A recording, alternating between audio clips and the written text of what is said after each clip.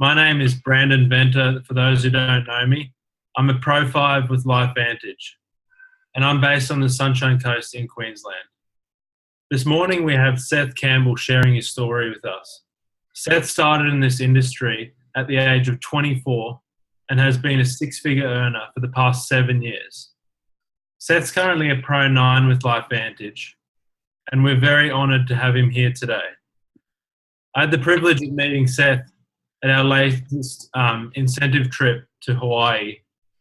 It was so awesome talking with him and taking away some great nuggets of wisdom. You know, I heard a statistic yesterday by the DSA, which is the Direct Selling Association, that said 63% of Gen Ys were open to look at an opportunity to make additional money within the next 12 months. That's so incredible. That basically means that 63% of Gen Ys are open to what we do.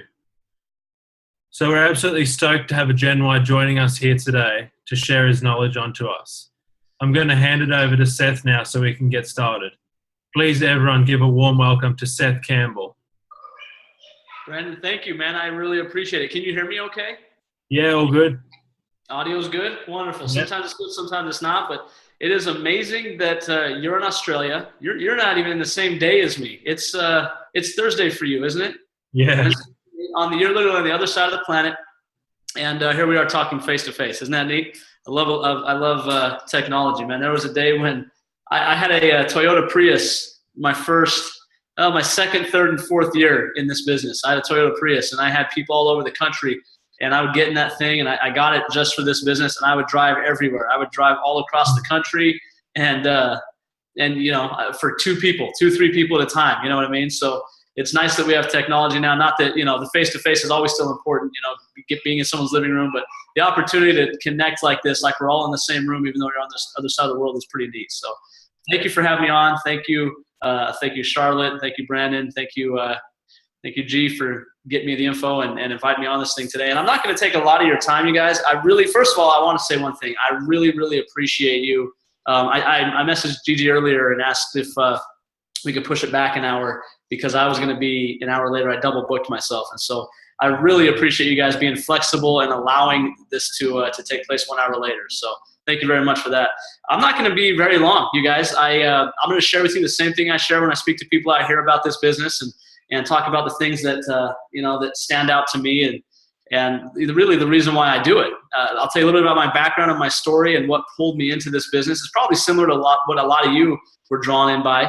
But for me, you guys, what it really came down to was I was 24 years old when I was introduced to this business. And I don't think that there's anything unique about necessarily being 24, because I've seen 24-year-olds who are entrepreneurial, and I've seen 24-year-olds who are closed-minded. I've seen 48-year-olds who are entrepreneurial and 48-year-olds who are closed-minded. But what happened for me at that time in my life was that there was a few things that I had made some observations about that really, really disturbed me, that really bothered me. And the first was this. And I always say in this country, in the United States, I'm willing to bet it's probably the same in Australia. 10% of the population are living paycheck to paycheck. That's just the bottom line. They're living paycheck to paycheck to paycheck. There's no real financial stability. They're one disaster away from being wiped out financially. And that's not half. That's not 65%. It's not 75%. It's 97%. And the thing that's worse than that, in my opinion, is that about that same percentage, 97% of the population, spend the bulk of their time doing something that they don't want to do. They might like it, they might enjoy it. It's not their first choice. You know, people will say to me all the time, Seth, I love my job. And I say, that's great. It's better to love your job than hate your job, obviously. But I'd be willing to bet if I gave you $100 million, you probably would not be going back to work tomorrow, right? Because there's something else you'd rather do. There's other people you'd rather spend your time with. You'd probably rather be with your family and friends than your coworkers and your boss. But you have to do that. You've got what you're essentially doing is you're giving your best 8 hours every day, your best 40 hours every week, and that's actually optimistic. Some people work 50, 60, 70 hours a week, but you're giving your best time, the most valuable time, not to your family, not to your hobbies, not to your passions, not to your dreams, but to your job. The reason you're doing that is because of the paycheck to paycheck problem. And so at 24, I guess I just came to realize, like, this is my life. This is what I'm doing too. You know, I'm heading down the same path. And I got a phone call, and the phone call was actually from my dad. And he said, hey, I'm gonna put you on the phone with the guy. I'm gonna call you. He says, I'm gonna call you in 10 minutes. Answer your phone. He goes, there's something I'm doing. This is all he said. there's something I'm doing that you need to do with me. It's a business opportunity. You need to do this thing with me. I'm going to call you back with a guy named Marcel. Just answer your phone. Trust me. You want to hear him. And that was pretty much it. No information. I think he hung up after he said all that stuff. I don't think he gave me a chance to object. And sure enough, when he called back, of course I answered. And I spoke to Marcel for about 10 minutes. I don't remember anything he said, but I remember a feeling I had that I had to do this. I remember getting off the phone and thinking, you know what? Because at that time in my life, he was the most successful person I had ever spoken to. The reason I say that is because he was a gentleman that had made millions of dollars, right? So financially speaking, he had made a lot of money. But what impressed me more was he introduced me to something. Up to that point in my life, everything I had ever done was about linear income. Every single dollar I had ever earned, I had to go do something, physically be somewhere for. It was tied directly to my efforts. And at that time, at 24, for the first time in my life, I was being introduced to a guy who lived on royalty income. He made a lot of money, but what was more impressive than that was that he spent his time with his family. He did the stuff that he wanted to do rather than what he had to do. He didn't have a job. He was unemployed. He was financially secure, but he had time freedom. And this concept of royalty income, the fact that this guy went out and he did something once and got paid and paid and paid and paid for, that was a new concept to me. And so I got off the phone. I remember being excited enough that I was like, I've got to give this thing a shot. I have to do it. I had all the fear and the apprehension that everybody else has. You know, I was 24 years old. I was broke. I'm not good with my words. I don't know a lot of people. I don't have any credibility. Like all of these things were going through my head, but I had a reason to do it. And the thing that I'm grateful for was that for whatever reason, I felt like one reason to do it was enough to overcome 100 reasons not to. And the reason I say I'm grateful for that is because I have found over the last 8 years in this industry that most people, my opinion, you'll see that's about 97% of people, they will let the reasons not to do something actually stop them from doing something. You know, they'll say something like, well, it may not work. That's a terrible reason not to try. It might not work. Of course it might not work. You know, Kobe Bryant was once asked why he was so good at the game-winning clutch shot, you know, the buzzer beater at the end of the game to win the game. And his response was, because I don't care if I miss. You know, think of all the people that get nervous about missing, so they never take a shot. And I have found that most people, if they have just 2 or 3 reasons not to do something, they actually won't do it. And I'm grateful that for whatever reason, I guess I had a bit of an impulsive mind that I just had one reason to do it. And that one reason was time freedom. I knew I would never get time freedom from a job. That was not possible. I knew that. No matter what my degree was in, I would never have time freedom from traditional employment or from owning a small business. Time freedom does not live in those worlds. And so I decided to give it a shot. I was 24 years old, you guys, and I'm going to just make a long story short for you. It took me, in the space of about 9 months, I was able to quit school and pursue this full time. Another 9 months after that, I became a 6-figure income earner in this industry. And my income grew and grew and grew. By the time I was about 27 or 28, I was in a position where I had a monthly income that was exceeding what the average salary was of the people that were teaching me at my school. The professors that were teaching me, some of which actually told me not to quit school. I was crazy for doing this thing. I got to the point by 27 where I was getting paid more per month by this company, by LifeVantage, than what any of those professors were making in a year. And my income was royalty income. It was residual income. I'm 32 now. I don't wake up to alarm clocks. I don't believe in alarm clocks. They're against my religion. I don't have a job. I'm kidding about the religion comment, but I don't have a job. I don't have a boss. I'm completely unemployable. I love this industry. And the reason I'm here right now, the reason I'm talking to you guys in Australia is because I believe 100% in this industry's power to free people from the 97%. And what's unfortunate to me is that I see people more and more in the United States, and it might be the same way in Australia. But in the US, I'm seeing more and more that we used to talk about 65 as the retirement age. I'm seeing more and more people that are hitting their 65, 70, 75, and then they're working at Walmart. They're working in fast food. They're taking the jobs that teenagers used to take. Now they're going to people who are 70, 75 years old because they don't have retirement, because pension plans aren't really there the way people think they're going to be. And I feel like people are getting gypped. I feel like that traditional 40 to 50 plan of working your life away, literally spending 50 years of your life, a half of a century, and the thing you will do most is work. Think about that for just a second. Other than sleep, work is the thing you'll do the most of for half of your life if you live to be 100. You know, if you live to be 80 and it's more than half of your life, will be dominated by work. And I see, and for me, if you do that, if you spend 50 hours working at anything, you should be done, right? You should be done. You should be free to go and sail the world and see Europe and do all the stuff you want to do. That's not the case. and it bothers me. And so what I love about this industry is that it's capturing more and more people. There's 160,000 people right now over here in the US. I'm not sure what the number is in Australia, but just in the US alone, 160,000 people a week are joining a network marketing, a direct sales company of some sort.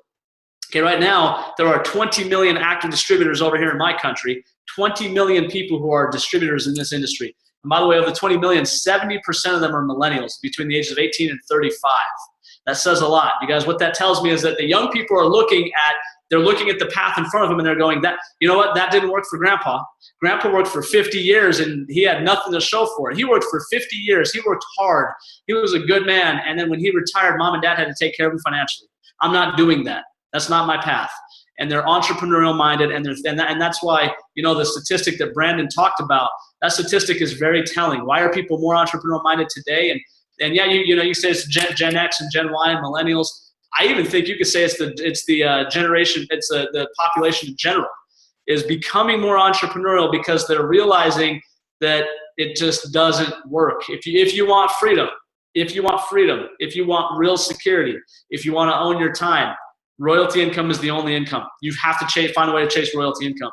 And what direct sales is, what network marketing is, it is simply put, it's the best way in the world for the average person like me, an ordinary person, to create royalty income. I'm not a musician.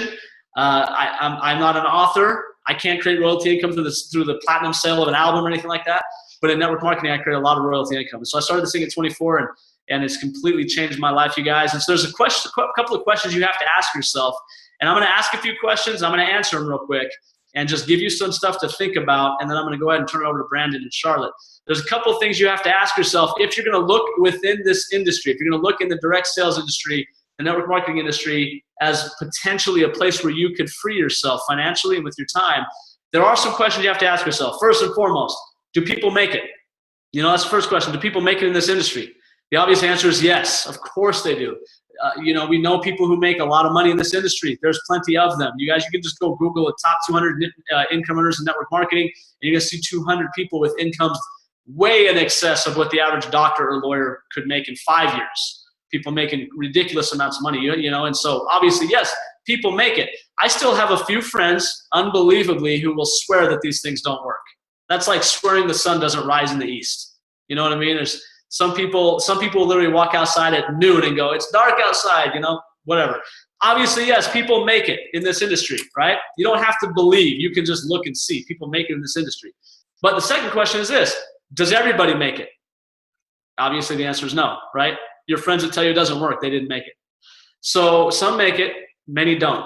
Here's the interesting part. What most people do is when you have two groups, people that succeeded, people that failed, what most people do is they're going to go like this and turn to the ones that failed and say, hey, what should I think? Please tell me what to think here. And that doesn't make any sense to me. The third question is, if you can turn your attention to the ones who made it, the people who succeeded. Third question is this: the ones who succeeded, what did they find and what did they do? That's what you have to ask yourself. The ones who succeeded, the ones who are making money, the ones who are free, what did they look for? What did they actually find in an opportunity? Is that important? Can I just jump into any old company and be good to go? Or do I need to look for something, some specific things? What if I could model my behavior after theirs? What if I could find somebody who was a six-figure income earner or a seven-figure income earner, and I could just ask them those two questions? I could say, hey, listen, what did you find? And then when you found it, what'd you do with it? And then if I could just look for what they looked for and then do what they did, I should be able to create their results. Here's what was inspiring for me when I got off the phone with Marcel and then when I met some of my other mentors in this industry. What was inspiring for me was this: they were no smarter than me. They were no better than me. They were ordinary people, but they had this massive success in this industry. When somebody's done something, what that means is that it's possible. And if it's possible, what that means is that you can do it. It's bottom line. They're not different. They're not different than you. There might be exceptions to that in the world of athletics, right?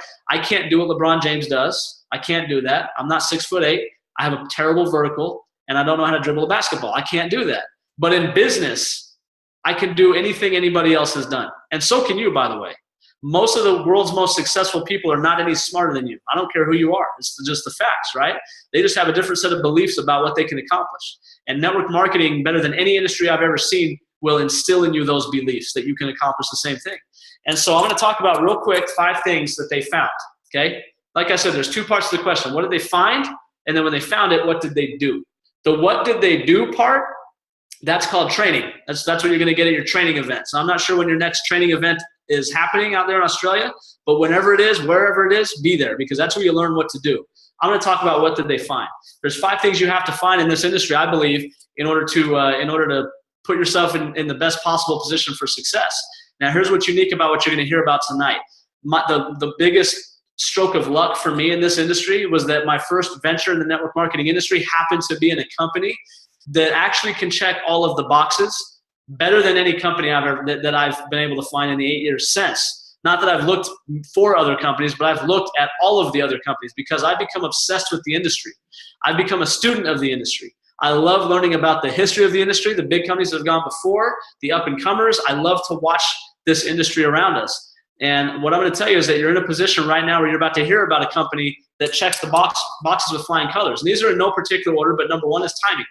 Okay? Timing is kind of a big deal, right? Now, I'm not saying that it's the end-all, be-all, and that if you're early, you'll be rich, and if you're late, you'll never make a penny, of course, but it's kind of the great equalizer. Think about it this way for just a second. What if you could go back in time 2 years ago and invest $10,000 with Apple? How rich would you be today, 2 years later? You wouldn't be. As a matter of fact, you could have invested in Apple in the last couple of years and lost money. Okay. What if you could take that same $10,000 and go back to 1982, a couple of years before they launched the first MacBook or Macintosh, and invest 10 grand in Apple in 1982? How rich would you be today? You would be a multi-millionaire. Okay. What's the difference? Apple's a better company today. The products are better today. It's a higher value company today. What's the difference, you guys? Timing. Timing is the ability to recognize an opportunity before it becomes obvious to everybody else. Let me ask you a question. Is Google going to be pretty big, do you think? What about Amazon? You think Amazon's going to be big? It's a dumb question because it's obvious, right? Hindsight's 20/20. It doesn't pay very well. You guys, you have to have foresight. You have to be able to see something before everybody else sees it. That's where fortunes are made. So timing is important. You guys, here's the second one. Product. Okay? What are the products? And there's some questions you have to ask yourself within that, but think like a producer, not a consumer. Here's where a lot of people get messed up, is they want to be an entrepreneur, but they don't know how to think like one. They're still thinking like the consumer. A consumer's thoughts are, would I use that product? Well, do I believe in it? Will it make me feel good? All of those thoughts, right? Now, there's nothing wrong with wanting to believe in your product, but you have to understand producers don't think that way. Okay, they just don't. Producers look at a product and they go, will the masses like this product? Is it different than everything else out there? Will it be around for a long time? Will people spend money for it? Can we get millions of people to buy this product? That's how a producer thinks. It doesn't matter how I feel about it. It doesn't matter if I have some kind of hallelujah experience with the product. If it's not marketable to the masses, I'm not interested. If it is, I'm in. That's the way a producer thinks. And so when you look at a product, you have to look from that standpoint. What I'm going to tell you real quick, I'm going to give you a very, very, very brief history lesson about where our product actually comes from. This might be the biggest piece of the puzzle right here, okay? First and foremost, you guys, back in 2005, there was a scientist out of the University of Colorado in Denver named Dr. Joe McCord. And Dr. McCord, he's a world-renowned scientist. He's been nominated for the Nobel Prize. He was awarded the Elliott Crest Medal, which has actually only been given out maybe a dozen times to people like Alexander Marie Curie, who discovered the antibiotic. I mean, it's a very high honor, or highest honor you can probably get as a scientist other than a Nobel Prize, which he was nominated for. This guy is the real deal. He's been published a lot. He's actually got an enzyme there's an enzyme in your body that we can pull out in a test tube and measure it in McCord units named after this man. And so everyone has a little bit of McCord in them, I guess, technically.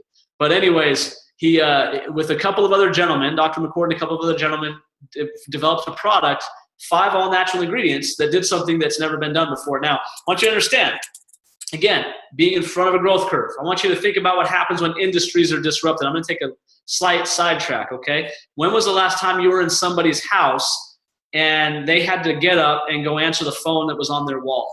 When was the last time you actually saw that, like a landline? When was the last time you put quarters into a payphone?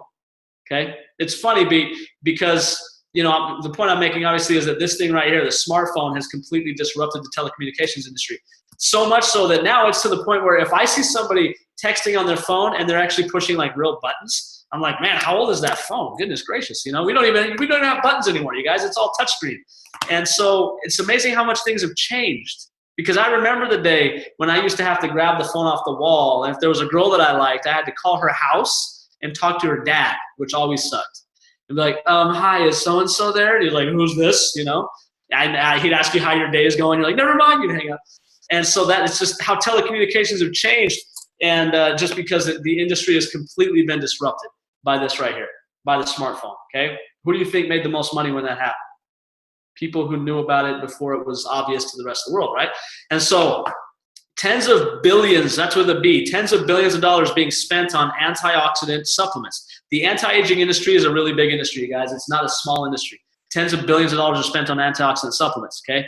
Here's the kicker. They don't actually do much by way of anti-aging. There's value and benefits to antioxidant, and there's plenty of good supplements out there. But they're marketed to be an anti-aging product, and they can measure your blood, and it doesn't make a difference, okay? We know that. There's actually a book called The Antioxidant Myth that covers that and breaks it down. Dr. McCord discovers a product, helps develop a product, 5 all-natural ingredients, none of which do anything remarkable on their own, but they found these 5 ingredients together, they have the synergistic effect where they actually do something completely different. It's not an antioxidant supplement. It's a nutrigenomic. Nutrigenomics is a study of how nutrition can actually affect your genetics. Fascinating stuff. So here's what this thing does. You put this pill in your mouth, and it actually turns on a gene in your body. You have a gene in your body that's off. It's dormant. This thing turns it on. It's not always. It's on when you're a kid. Kids grow, but they don't age. But as we become adults, this gene kind of turns itself off. This pill turns it back on. And now all of a sudden he found that after, and this is his claim he made, after 30 days on this product, you can't distinguish between an 80-year-old and a 20-year-old by looking at their blood. That's remarkable, you guys. It's never been done before. Immediate skepticism from everybody because it's never been done before. Therefore, it must be impossible, right? It must be impossible to actually take an 80-year-old and have them aging at the rate of a 20-year-old. There's no way that's possible. ABC Primetime is it's a United States news, major media outlet. And they decide we're going to do an investigative report. So they show up with a camera crew and a guy named John Quinones, who's a nationally recognized television host. They pull his blood, got the blood of a 50-something-year-old man, and then they put him on Protandim for 2 weeks. And after 2 weeks on this product, they draw his blood again on national television, and guess what? He had the blood of a child, okay? It actually worked for the first time ever in a human being. As a result of that, you guys, major medical universities started to come forward. We had places like Harvard Med School, the American Heart Association, the National Institute of Aging come out and fund their own independent studies validating what this thing does. You guys, to put it very, very simply, rather than going into all these different studies, say, here's what I'm going to tell you. Right now in the realm of anti-aging, which is an industry of tens of billions of dollars, right now, you guys, we have the iPhone, and everybody still thinks payphones are the only way. This is an industry disruptive technology, and over the next 10 years, it will become obvious that Nerf2 is the way to go. As a matter of fact, there's already major pharmaceutical companies funding studies on how to create drugs that are Nerf2 activating drugs. You guys, and right now there's one nutritional supplement in the world that's actually clinically proven to activate that gene in your body. It's a really big deal, you guys, and it'll be kind of obvious in 10 or 15 years. Not so much right now. And so that's the second thing you have to look at is product. That kind of ties into the first one, timing, right? When you have something that is a breakthrough that nobody knows about yet, that's kind of a big deal. The third one you have to look at is compensation. How much will I actually get paid? How much does this thing actually work? Now, I don't have a whiteboard. I can't break down the comp plan for you, but here's what I'm going to do. I'm going to invite you to get with the person that got you here and ask them to see the income disclosure statement. As a publicly traded company, we actually disclose how much money the average person makes at each rank. Okay, we've got 12 ranks in the company. I'm going to hit I'm going to hit some of the kind of mid ranks, 4, 5, and 6. Okay, 4, 5, 6, and 7. The average Pro 4 in this company makes about $1,000 a month. How many of you an extra $1,000 a month of mailbox money would make a difference? Okay, the average 5 is over $2,000 a month. The average 6 is making over $5,000 per month. This is royalty income, you guys. You don't get up and go to a job for this. This money is attracted to you. It comes to you. The average 7 is making almost $11,000 per month, you guys. These are significant incomes, but here's what's more significant. I didn't say 9 and 10 and 11 and 12. I said 4, 5, 6, and 7. What's different about us as a company, you guys, aside from the fact that we have a scientifically validated breakthrough product, you guys, what's different about us as a company is that we don't pay large sums of money to the top 2 ranks at the expense of everybody else. We pay a ton of money in the middle, which means you don't have to wait until you're some high rank before you're making good money. For a lot of people, 7, 8, 9, 10 grand a month is plenty of money. And you could be at a rank where nobody in the company really even knows your name yet and still be making significant money. So that's the third thing you have to look at is compensation. Number 4, is it something I can do? What's the system? Is it something that's easy? Is it something that's simple? Is it something I can do? Because the bottom line is, you guys, if it's really, really, really hard, if it's complicated, then nobody can do it. Let me give you a couple of numbers real quick that'll blow your mind, all right? I went out and I talked to probably about 300 people about this opportunity because I was excited about it. I've talked to 300 people. 300 people I've talked to, I'd venture to guess somewhere between 40 to 50 actually wanted to do the business. So I took about 250 rejections and I got about 40-something signups, enrollments. That's not a lot. Now here's the crazy part. Of the 40 to 50 people that enrolled, maybe a half a dozen of them actually worked, right? People enrolled and then, it was a hobby for them. Half a dozen worked. Not very successful, guys. How would you feel with 6 builders out of 300 attempts, right? Not very good. However, here's the magic of this business. If what you do is simple and then anybody can do it, then 6 people becomes tens of thousands. My 6 people has turned into 60,000 people in my organization across the United States and in a few other countries as well. I've got 60,000 people in my group from the half a dozen that are actually working. That's the magic of that simplicity thing. Now let me ask you a question real quick. What if I told you that here's what you got to do? What if I told you that you have to have somebody watch a Zoom like this? What if your job is not to be a salesman, but to be a connector? Because here's what we've got. We've got something that nobody knows about, okay? We've got the smartphone of anti-aging. We have a population of hundreds of millions of people that need to know about it and don't know about it. What if you just have to be a connector? Connect people to the information. Pick up the phone and say, hey, Mark, listen, dude, I'm going to send you something. You need to watch it. This is going to blow your mind. I'm going to send you a little webinar link. Dude, just watch this. It's going to blow your mind. All right? I'll chat with you after.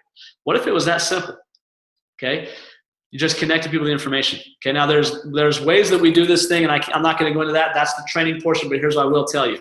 That my numbers are proof that if you do it in a simple way, anybody can do it, and a few will turn into a few thousand. So that's the fourth thing you have to ask. Is there a system? Is there a company here that's going to back me up? We're a publicly traded company. We have a system. We've got leaders. We've got an incredible corporate staff, and we have a training program, you guys, that'll show you the track you have to run on to make this thing work. But when all 4 of those things are in place, when you've got timing on your side, you've got a breakthrough product, when you've got an incredible and fair compensation plan, and you know you've got a team that's going to back you up and teach you how to do it and help you do it, when all those 4 boxes are checked, the 5th thing you've got to find, the 5th element is you. Okay, are you right for this? The first 4 tell you, is the opportunity right for me? The last one tells you, am I right for the opportunity? What do I mean by that, you guys? What I mean by that is, I'll put it to you this way, okay? I can't see any of you guys except for Brandon and Charlotte, but those of you that are sitting out there, I want you to take just a minute, close your eyes if it helps, and picture what your life would look like if time and money was not an issue, okay? If you had enough money that it was more than you could spend today, that you didn't have to think and worry about the dollars in your bank account, and you were unemployed because of the money you had, so time is also not an issue, what would you do tomorrow? Okay, who would you spend your time with? Where would you go? Okay, picture what life actually looks like when you don't have to do anything, but you've got plenty of money on the back end. What does life look like? And what I tell people is I say to people, that's your dream life right there. That's actually the life you're supposed to live. The cubicle life is not why you were sent here. That's what society told you to do, and you bought it. But the dream life is what you're supposed to do. It's what you're supposed to live. Why do only 3% of people ever live that dream life? Because of this last part, guys. The question you have to ask yourself, the dream life you're picturing, is what I'm doing today going to get me there? Yes or no? If the answer is no, then am I willing to get uncomfortable to have it? Am I willing to work hard to get it?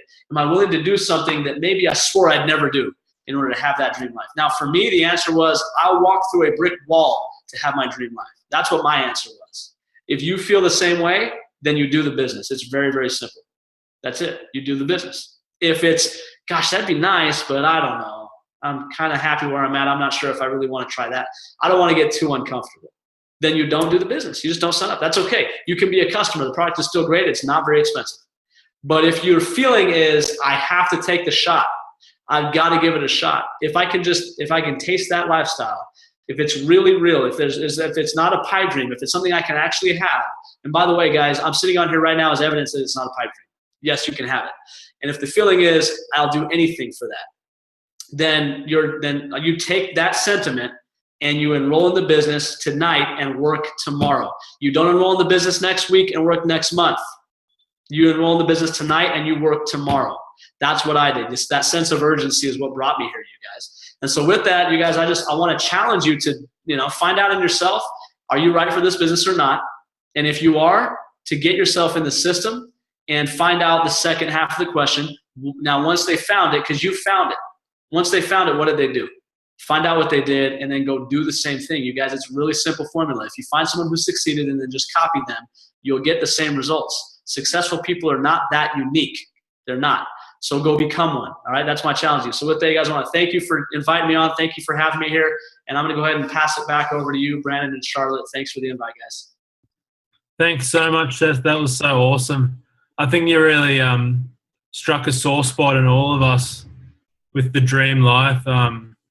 Look, my biggest takeaway from that was that how the world is changing. Like, there's so many older generations sitting out there going, denying, no, nothing's happening. But I think as Gen Ys, we're in the changing world and we're seeing it change around us so we can recognize it further.